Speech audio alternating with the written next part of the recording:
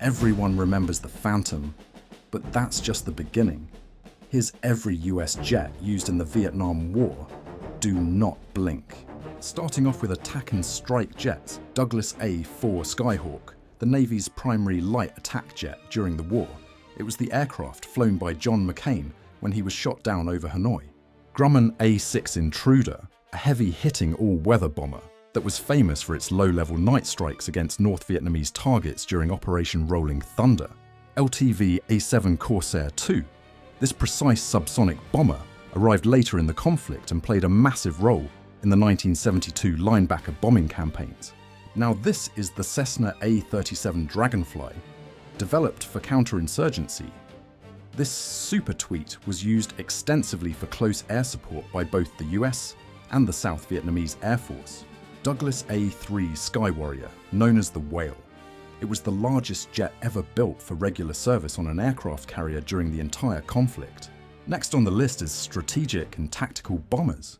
Boeing B-52 Stratofortress, the giant of the air war, its arc-light carpet bombing missions, and the 1972 Christmas bombings defined its terrifying presence in the skies.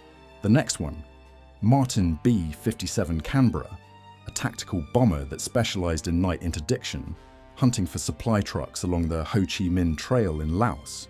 Douglas B-66 Destroyer, originally designed as a bomber. It was used mostly for electronic intelligence to help strike groups find their targets safely.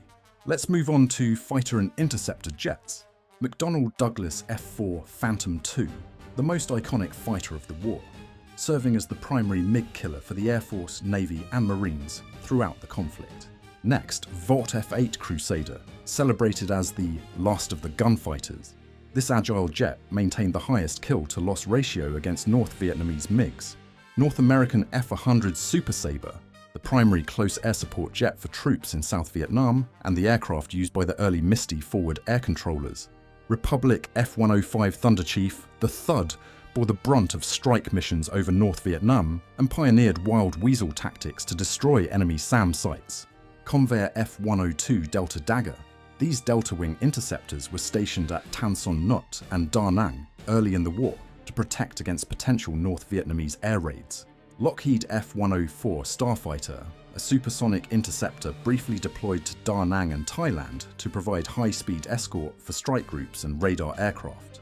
Then Northrop F-5 Freedom Fighter, evaluated in combat under the Skoshi Tiger program. This nimble jet eventually became the backbone of the South Vietnamese Air Force. General Dynamics F-111 Aardvark utilized its advanced terrain following radar to fly dangerous solo, low-level night missions over North Vietnam during the final years of the war. Grumman F-14 Tomcat, making its combat debut at the very end of the war, it provided top cover for the evacuation of Saigon during Operation Frequent Wind.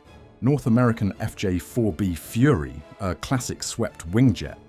It was adapted from a fighter design to perform low-level conventional strikes for the Navy.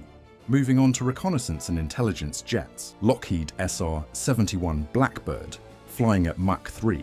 It conducted high-altitude reconnaissance over North Vietnam, gathering intelligence that was impossible for the enemy to intercept.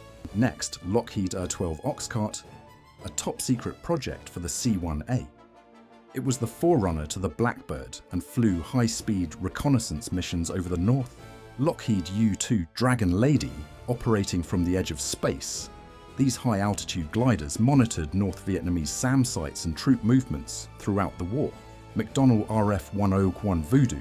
These fast photo recon jets flew hazardous, low-level solo missions to document North Vietnamese defenses before and after major airstrikes.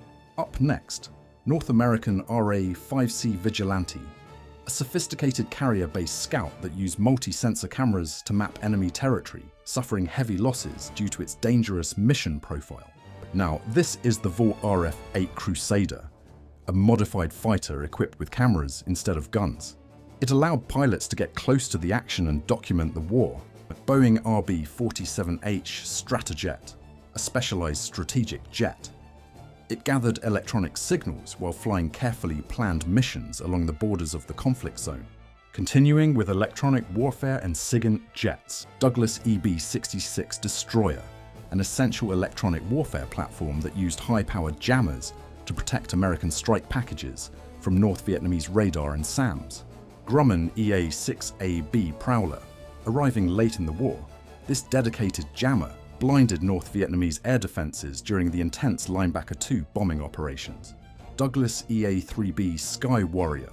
This was a double threat on the carrier deck. It could refuel other jets or jam enemy signals depending on the mission needs. Douglas EF-10B Sky Knight, an older jet given a new and important job.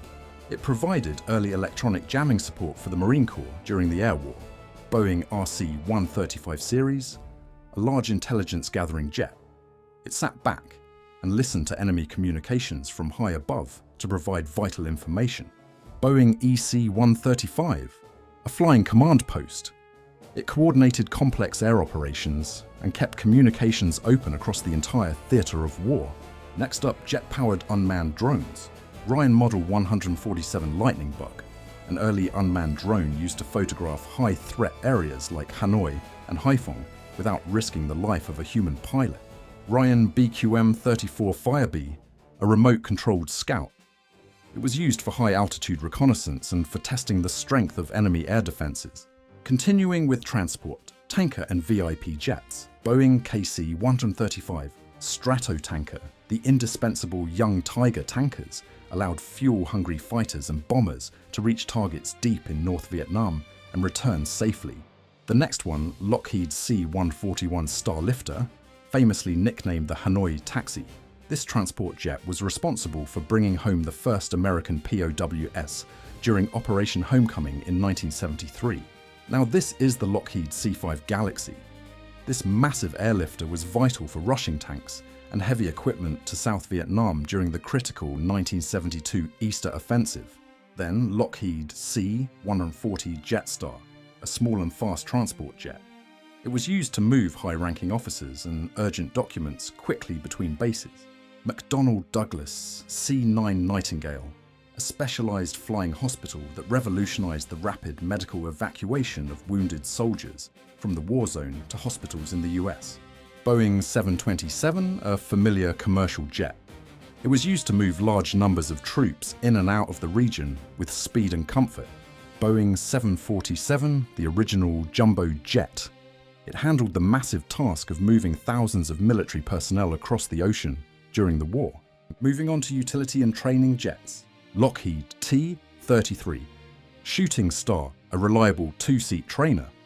It was used for keeping pilots current and for performing various utility flights throughout the war. Cessna T-37 Tweet, known for its distinctive high-pitched scream. This small jet was used to train new pilots in the basics of jet flight. North American T-39 Saberliner, a sleek business jet used by the military. It served as a fast transport for small groups of personnel and high-priority cargo. Grumman TF-9J Cougar, a trainer version of a classic Navy fighter. It helped naval aviators transition into higher performance jet aircraft. Northrop T-38 Talon, a supersonic trainer jet. It gave pilots the experience they needed to handle the fastest and most advanced fighters in the fleet. Finally, we have hybrid jets. Lockheed AP-2H OP-2E Neptune, modified for Operation Igloo White. These jets dropped acoustic and seismic sensors along the Ho Chi Minh Trail to detect North Vietnamese truck convoys.